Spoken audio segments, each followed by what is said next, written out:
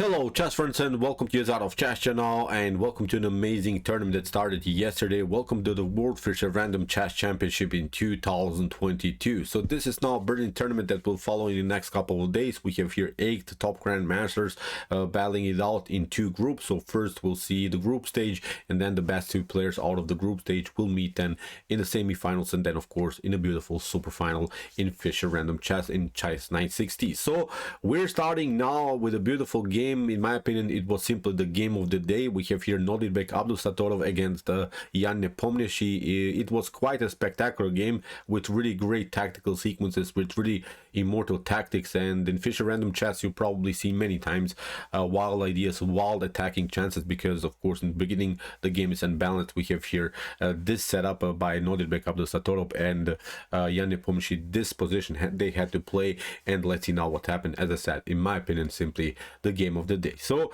here d4 was played by Abdusattorov. We have d5 by Nepo, knight to g3. So I think in the beginning when you're playing Fischer Random Chess, you just continue to play normally. You develop the minor pieces. You're trying to secure the king by castling, as I mentioned many times.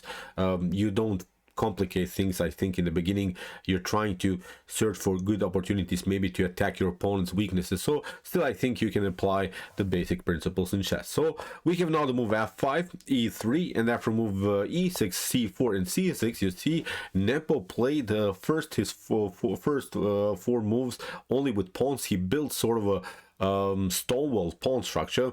In my opinion, okay, it's perfectly fine to play the game like this, but in order to make something out of the stonewall, you have to maybe use this e4 square. It's really hard to make that happen. You have to play at least 3 times with the knight. Meanwhile, white is doing something. So I think in the beginning, this setup, okay, it's solid, but it's lacking in development. The minor pieces are not out. Meanwhile, of course, you see Nordebek has already 2 minor pieces out, which meets with healthy ideas in chess. He has now developed his minor pieces so far. So knight to c3 was played by Nordebek. We have knight to d7, bishop to d2, knight to g6, bishop to c2, and now we have an interesting idea here by Nepo, knight to h4. And okay, this is maybe not so risky because nothing dramatically can happen. Nordebek has secured a position where he's only 1 move far away from castling. In Fischer Random Chess you can of course play here king to c1 and then you play long castle, then the rook moves here to d1, although the king is now on e1. So as I said, still you have the flexibility to castle on both sides. So after move knight to h4, Nordebek played an interesting idea. f3, he sensed immediately that maybe something went wrong here in Nepo's position, because he also broke a little bit a basic principle in chess, which says that you should not play with the same piece twice in the opening. Now with the move f3, Nordebek is searching for e4 breakthrough. We have now the move g5 by Nepomniachtchi, but now you see Nordebek castles out of the attack, because if you castle of course kingside, then it could be risky. Then these 2 pawns could cause some damage, some tactical damage on the king side. Now Nordebek is saying, I have secured my king, look at this. He has brought all of his minor pieces already out, and now it's time to strike in the center, because with the move after he has prepared really a beautiful e4 breakthrough. So we have here knight to b6. Again, you see Nepo is playing with the same piece. He broke many times now, I think, some common basics principles in chess. Now Nordebek simply releases the pressure in the center. C takes d5, e takes d5, and now comes this idea e4. Here Nepo hoped to maybe lock the center with the move f4, but now comes a brilliant move by Nordebek. He plays now simply e takes d5. He's saying, you stayed simply too long with the king in the center. You didn't develop your minor pieces. Your pieces are on the starting squares. Look at this. Many pieces now are now on the 8th rank. Meanwhile, I have made enough progress in order to attack you. I will just use now the e file, and from this point on, basically the game is a one-way ticket. Really brave play by Nordebek, but I think also a little bit reckless here play by Nepo. He should have simply developed further the pieces, securing the king maybe, and then go into solid structures. Now it's from e takes d5. Nepo accepts the challenge, takes out now the knight, but now with rook to e1, here the king is already endangered. And basically you have 2 choices. You can play king to f7, or you can play king to d7. In the game, king to d7 was played, but let's see now what happens also if you play king to f7. It's not getting better, I think. H takes g3, knight to f5. You have to step back, and now we just pick up another pawn. You have to take out now the pawn, and now with the move g5 or g4, we're kicking taking away simply the knight further. Now you have to play something like knight to d4, but we can also take out the pawn. So in my opinion, the position is falling apart. This is something that black should not do. Of course, you can attack here rook to h8, but now with rook to h1, everything is compact here. The queen is coming into the game here to the square d3. We can maybe attack here the g6 square, so it's really messed up position for blacks. Instead of this move knight to f5, you could also maybe here go knight to g6, maybe keeping the knight closer to the king, where it's of course used as a defensive piece. But again, in my opinion, it doesn't get better. Again, we play d takes c6, you play b takes c6. Now we just use the h file. There are even maybe even better opportunities when it comes to computer evaluations, but I think these are natural ideas. Rook to h1, occupying the h file. Maybe black tries to escape from this attack, but now we just include the queen here on this diagonal. You have to protect your 7th rank, and now I think we can build with rook to h2, rook to h1, really beautiful battery. Then we can play knight to e4, knight to g5. So many great opportunities here for white. So in my opinion, this is a lost game here for black. So this is not working. So after a move rook to e1, as we said, here Nepo didn't escape towards the king side. He kind of sensed that here are maybe more pieces that could defend the king. That's why he moved the king maybe to the queen side. At least he has 2 bishops, a knight here. Maybe the queen can be somehow included into the defense. After move king to d7, we have now h takes g3, attacking the knight. Knight to f5, and after d takes c6, we have now b takes c6. And this is very important, that actually Nepo has to take out now with the pawn. If you take with the king here, you see b takes c6 weakness also now further the structure in front of the king. It creates new weaknesses in the position. But even if you take with the king here on c6, actually it gets really spectacular. The queen is now coming into the game. That's how I think the downside of this tactical sequence. You cannot take with the king. You would left it, of course, to do that. But now if you move queen to b5, the game is over. You have to play something like king to c7. But look at this now. Queen to e5 wins the game. You cannot even cover with the queen here, because you get a knight to b5, a royal fork, so you lose this side of material. Even if you cover yourself with the knight, again this knight to b5 idea is working. Okay, you can maybe step back, you can maybe protect further your knight on d6, but now comes the stunner bishop to f5. Would be beautiful, brutal move. This wasn't again played in the game, but I really was curious what would happen if the king takes on c6. Look at this. Now whatever you do, if you take now with the queen, then you get the checkmate here on d6. If you take with the knight here, then it's not getting better. You get queen to e6, a beautiful checkmate. And if you maybe step back here to c6, then you get queen to c5, a checkmate. So beautiful, such a beautiful attack here by Nordirbek Abdusattorov. This position is so tactically rich that basically black could not escape from this monstrous attack. So as I said, after move d takes c6, that's I think the downside. You have to take out now with the pawn, which creates new structural weaknesses, as I said, in front of the king. So after move d takes c6, Nordirbek continues to push here. He sends some blood already here. He's saying your king is in the center. I have to open further the center. There's simply no way that we should play now passive moves. You have to play aggressive in this types of position. You have to continue to push. If you just play, I think maybe one passive move, one inaccurate move, this attack could be splashed. This attack could not be working anymore. Now with the move d5, again Nordirbek forces new tactical problems in the game. And now after move d5, again there are many things that you can do.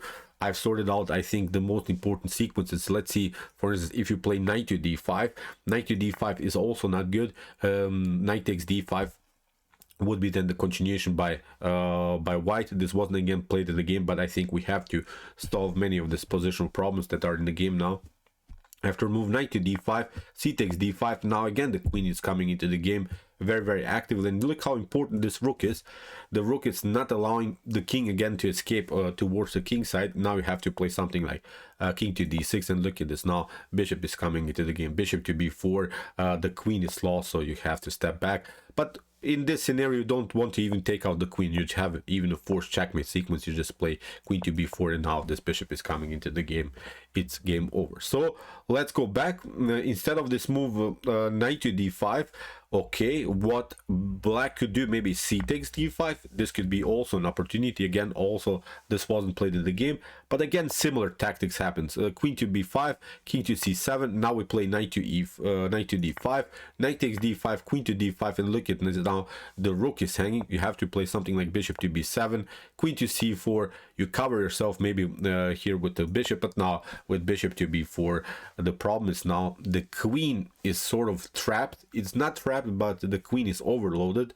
You don't have good squares for the queen. Wherever you go, you maybe go to g7, but then you lose the knight on f5. If you go to f6 here, then the rook is hanging on g8. So if you play knight to e7, if you cover yourself, then with rook to e6, it's a really devastating position. There is now a serious threat of bishop e7, and then with queen to c6, again some monstrous opportunities. So see, also c takes d5 is not working. So maybe the best move here for Nepo would have been c5. c5 would maybe prolong the game. Still, white should be much better here, but this was the only move.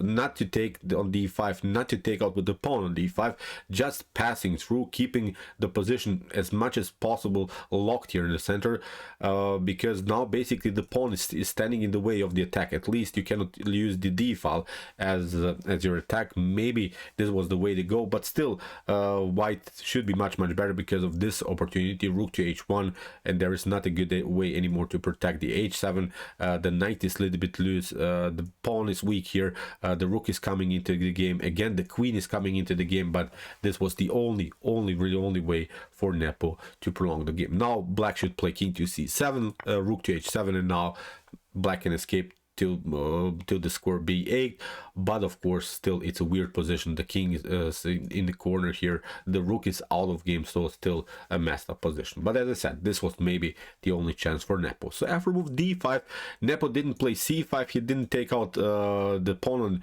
on d5, he played bishop to b7, hope maybe to escape, to create some escape routes for the king. But again, now queen to d3, beautiful move by Nordirbeck, attack simply then lose knight on f5. Now here Nepo steps back to d6, and now a beautiful move again, knight to e4. We have knight to d5, but now after move knight to d6, this is game over. You have now two choices. You can take out with the queen, and you can also take out with the king.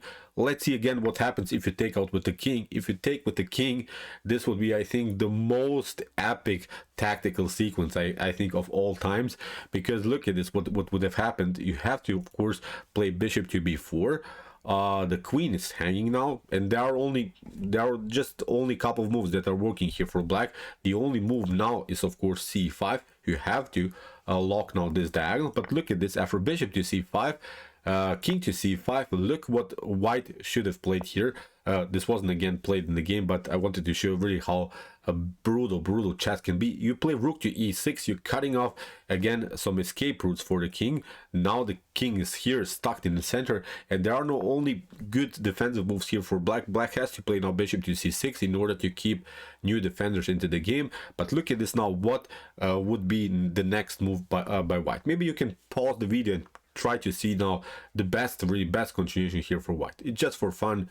It's such a beautiful game, so tactical rich, that I think we should discover really some wild tactical sequences here. So okay, here for instance in this position, the brilliant move would have been bishop to a4. You just sacrifice further the piece, bishop to a4, and now you play king to b1. Really a beautiful, subtle, slow move here, calm move. King to b1, preparing a rook to c1.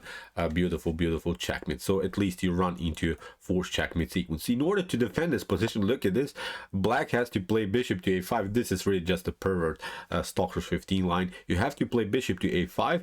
Now we still play rook to c1. You can cover me with the bishop here, but now we just take, you take out with the knight, but still you are running into tactical sequence. There's not a good way to protect this position. We just play here b3, then the king is still marching here into checkmate pattern. After move queen to e2, the game would be over here for black. So as I said, even here king to d6 is not working, although after move bishop to b4 you can still cover yourself with the move c5, but it's then a huge problem.